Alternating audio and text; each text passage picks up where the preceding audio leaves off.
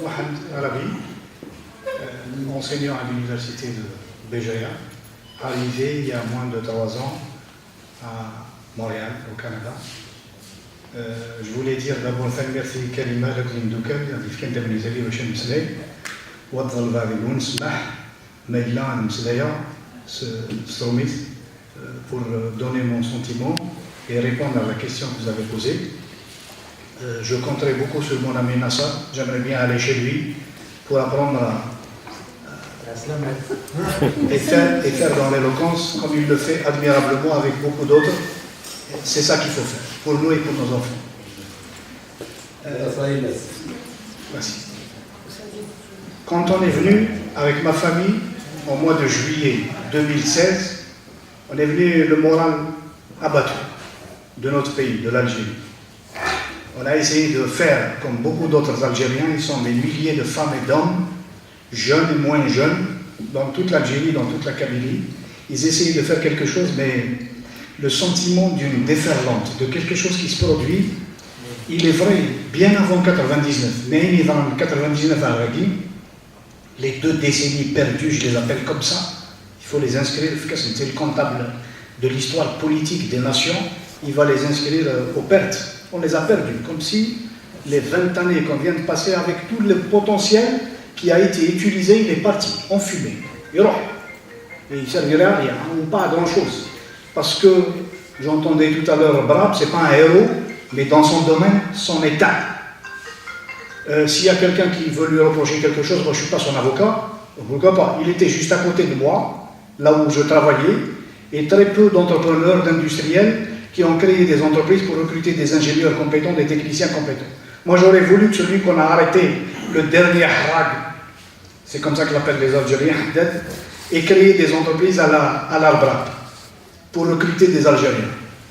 Donc il y a à boire et à manger dans l'histoire de notre pays, de ce qui s'est passé durant les 20 dernières années. Moi je suis venu abattu et je suis venu avec le sentiment que notre peuple, on dirait qu'il a un sentiment profond de culpabilité sur ce Bouteflika qui a vidé la société de sa substance.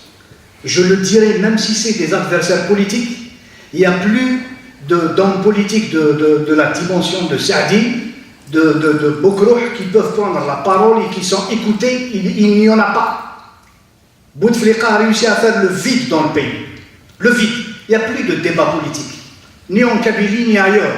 Ou du moins, pas grand-chose. Les gens se sont mis dans des petits cercles et heureusement qu'il y a ça, ce réflexe-là chez nous. Regardez à Okas, regardez à Béjaïa, regardez à Tizi Ouzou et même dans nos villages, dans nos montagnes, des cercles littéraires. On s'était limité à cela, mais c'est déjà beaucoup pour maintenir une flamme. Moi je dis, je suis venu avec ce sentiment-là. Ce qui s'est passé, je fais mienne l'impression qu'avait exprimé Bouchachi, qui a dit que le peuple nous a libérés. Oui, le peuple algérien, brusquement, il s'est réveillé, il est sorti ce 22 février dans les rues de tout le pays, et avant le 22 février à Khrata, ô combien symbolique Khrata de 45, qui nous revient plus d'un demi-siècle plus tard pour réallumer ce flambeau-là de la liberté, de la lutte pour la citoyenneté pour lesquelles quelqu'un l'a dit déjà. Mais j'ai envie de rajouter un commentaire à ce qu'il a dit. Les Kabyles se sont battus, certainement se sont battus. Se sont battus rien que les 2 derniers siècles dans la résistance au colonialisme. C'est comme ça qu'on a forgé la nation algérienne. C'est comme ça que je la sens moi au fond de mon cœur, de mon âme. Si elle a résisté, elle aurait dû éclater il y a longtemps avec tout ce qui a été fait depuis 62. Elle aurait dû éclater il y a très longtemps. Mais ça veut dire quelque chose que les générations iradiennes, 6e, 7e génération en arrière qui a résisté au colonialisme français, ont forgé quelque chose dans ce pays, dans la résistance, de l'émir à l'ouest, la Kabylie de 1857 et 1871, la Kabylie avec ses militants de l'immigration qui ont créé l'étoile nord-africaine, et le reste de l'Algérie, ceux-là ont forgé l'Algérie. Ils l'ont forgé, ils l'ont soudé. Mais c'est un capital qui ne va pas durer 1000 ans, même si notre histoire elle est millénaire. Ce capital-là, on peut l'épuiser très rapidement, surtout avec des expériences comme ça. Ce qui vient de se produire, il se produit une fois par 50 ans. On a vécu à 62, mais des gens disaient, et ils ont raison, ce qu'on vit depuis le 22 février dépasse encore l'indépendance de 1962. Parce qu'il s'agit de libérer tout un pays, tout un peuple, pardon. On a libéré le pays, la terre, mais les Algériens, on ne les avait pas encore libérés. Je considère que je lui dois ça, ce peuple qui nous a libérés. Mais je partage aussi les appréhensions de nos amis, de nos camarades. J'exprime encore cette remarque. Les Algériens, ils se battaient pendant les 20 dernières années, les amis. Croyez-moi, ils se battaient. Peut-être qu'on ne les voyait pas parce qu'on était abattus. Ils se battaient partout. Jusqu'au petit journaliste qui s'est suicidé dans son coin, qui a fait la grève de la faim et qui est mort. Ça s'est passé comme ça les 20 dernières années. C'est des drames humains qu'on a vécu. Des gens se faisaient tabasser, des médecins, des infirmiers, des anciens de l'ANP. Beaucoup d'Algériens, partout dans toute l'Algérie.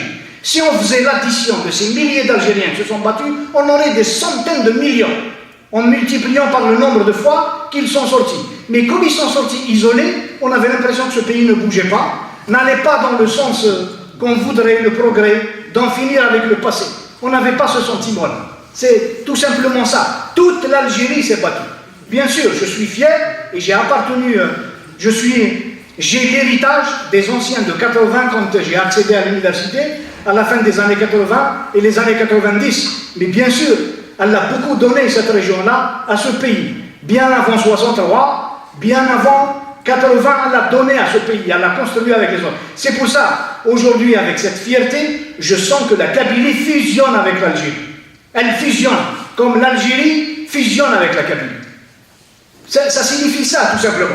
Parce que, quand on arrivera à dire c'est quoi la place de Tamazight, avec un contenu qu'il faut mettre dans le mot Tamazight, qu'on a placé dans le titre, l'intitulé du forum que vous démarrez aujourd'hui, c'est quoi sa place? Je vous assure, moi, le sentiment que j'ai, sa place, elle y sera de deux choses l'une, soit dans toute la nation algérienne, je parle en termes d'histoire, soit c'est ses enfants, ses propres enfants, depuis des décennies, et je parle d'abord des hommes et des femmes qui ont travaillé pour cette langue, à l'image d'El Mouloud, et d'autres avant lui, depuis plus d'un siècle, pour travailler à sa renaissance, et les milliers d'enseignants qui sont en train de l'enseigner à des dizaines de milliers d'enfants, ce sont d'abord ceux-là qui sont en train de le faire.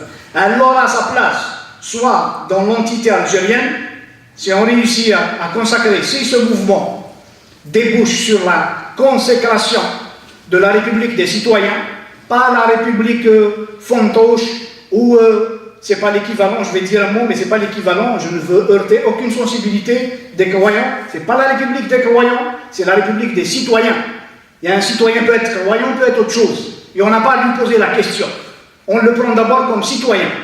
Cette Algérie que nous voulons, c'est l'Algérie des citoyens. Consacrer ça. Quand on dit en arabe Daoula Madaniya, Bidoun Usus Diniya. Il ne s'agit pas de ça. Ne lui rajoute pas cette queue-là qui ne sert à rien, elle efface le fondement. Nous voulons Daoula Madaniya, oui, c'est l'État citoyen, la société citoyenne qui consacre le principe de la citoyenneté. Avec beaucoup d'appréhension, les amis. Je rajoute de l'eau au moulin de notre ami Nassar. Moi, j'ai été à Alger entre le 8 mars et le 22. J'ai participé à une marche le vendredi à Alger.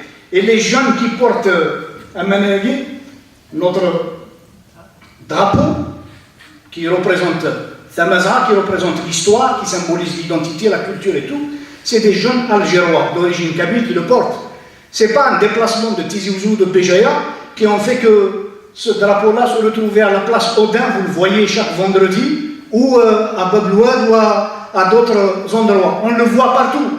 C'est des jeunes qui sont fiers de ça. Et à côté de lui, c'est son copain de quartier qui ne parle pas un mot de kabyle, et ils sont ensemble dans la solidarité, ensemble, la fraternité, la solidarité algérienne qui nous a impressionnés, qui nous a fait beaucoup de bien par rapport à tout le sentiment qu'on avait accumulé sur les 2 décennies, je disais. Donc, ces retrouvailles-là, je te les confirme, et j'ai l'impression qu'une nouvelle Algérie. Mais il faut le faire avec beaucoup d'appréhension.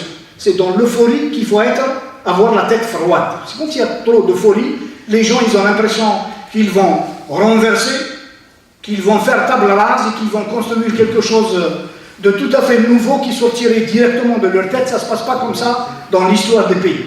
il y a encore des acteurs, on les entend, on les voit, ils essayent de manipuler, pas uniquement de l'intérieur du système, il ne s'agit pas de militaires ou d'anciens qui étaient dans les partis politiques qui ont exercé le pouvoir, mais aussi de l'extérieur, certains animés de ressentiment, un ressentiment, ils cherchent leur revanche. Pour eux, l'histoire de l'Algérie commence en 92 quand on a interrompu le processus électoral, ils veulent réparer ça, alors qu'il ne s'agit pas de ça, il s'agit justement d'un saut qualitatif, aller plus loin que ça, aller plus loin, consacrer justement cette Algérie de la citoyenneté. Mes amis, je le dis en substance, la place de Tamazight, moi je l'espère qu'elle se fera dans cette Algérie en fusion. Mais ce n'est pas le sujet, j'aimerais bien qu'on l'aborde une autre fois si vous voulez. Nous, il y a le militant kabyle tel que je le connais, qu'il soit de gauche, il est dans les partis du FFS, du RCD, du MAC et de partout indépendant, il y a deux choses. Il y a ce que symbolise ce drapeau, culture, langue, identité, ça c'est incontournable, ça ne se négocie pas, il doit se perpétuer. Le problème qui se pose pour le militant aujourd'hui, c'est comment le perpétuer. Parce que beaucoup, plus conscients que nous, ils pensent que nous courons un risque, que notre langue, notre identité, notre culture risque de disparaître d'ici 50 ans. Si ça continue comme ça, si on ne la prend pas en charge d'une façon autre. La deuxième condition, c'est la question de la religion. On a raté le tournant démocratique de 88 à cause de ça, à cause de cette question. Si, 30 ans après, les tenants entre guillemets, de l'islamisme n'ont pas compris la leçon de 92 et qu'ils ne viennent qu'avec le sentiment de revanche, ils n'ont absolument rien compris à l'équation et que nous n'avons pas le même rêve, nous n'avons pas le même projet pour l'avenir. L'Algérie de l'avenir, c'est l'Algérie des citoyens. Ce n'est pas l'Algérie qu'ils l'appellent laïcité, qu'ils l'appellent comme ils veulent. L'Algérie ne se construit pas sur la base de l'application de la religion ou des principes de la religion. Il faut les séparer, absolument. C'est le deuxième point sur lequel un militant kabyle, un militant berbère par extension, il croit. C'est un principe qu'il met dans sa tête. C'est comme ça, on a hérité de ça. Sans faire de théorisation, sans faire de je ne sais quoi, on est sur ces deux principes-là. La préservation de notre identité, langue et culture, et le fait que la religion n'a rien à faire dans la politique. Merci.